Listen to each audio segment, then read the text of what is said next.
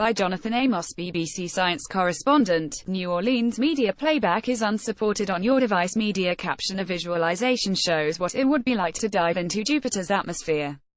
Scientists are beginning to unlock the secrets of the Great Red Spot on Jupiter, the biggest storm in the solar system. This spectacular anticyclone has been in existence for more than 150 years. It is wider than the Earth. One of the big puzzles has concerned its roots and how deep they go.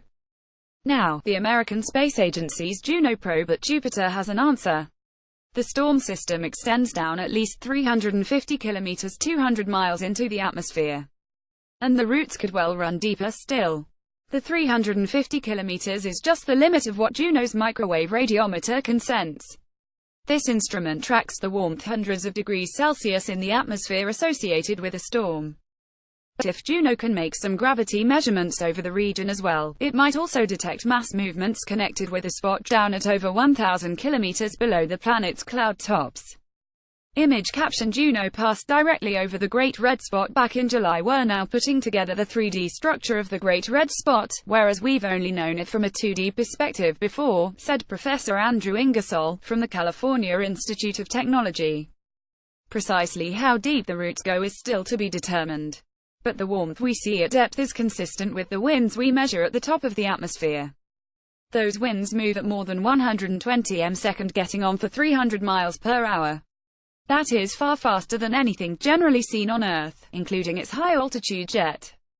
Media playback is unsupported on your device. Media caption. Andrew Ingersoll. One explanation for what keeps the spot going is cannibalism. Professor Ingersoll was speaking at the fall meeting of the American Geophysical Union (AGU), the world's largest annual gathering of Earth and planetary scientists.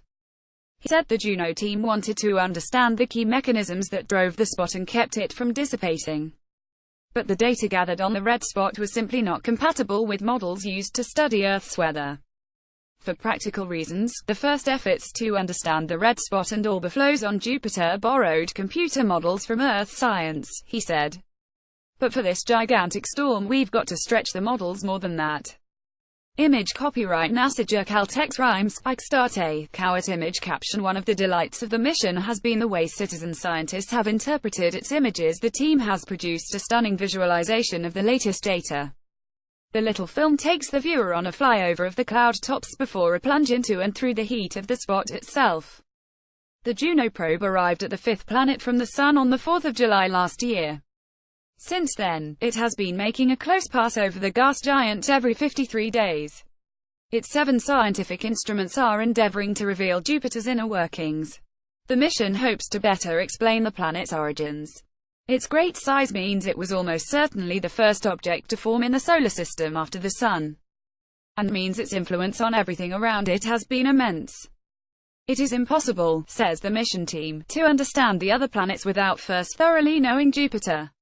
Jupiter is 11 times wider than Earth and 300 times more massive. It takes 12 Earth years to orbit the Sun. A day is 10 hours long. In composition, it resembles a star. It's mostly hydrogen and helium under pressure. The hydrogen assumes a state similar to a metal. This metallic hydrogen could be the source of the magnetic field. Most of the visible cloud tops contain ammonia and hydrogen sulfide. Jupiter's low-latitude bands play host to very strong east-west winds. The Great Red Spot is a giant storm vortex wider than planet Earth.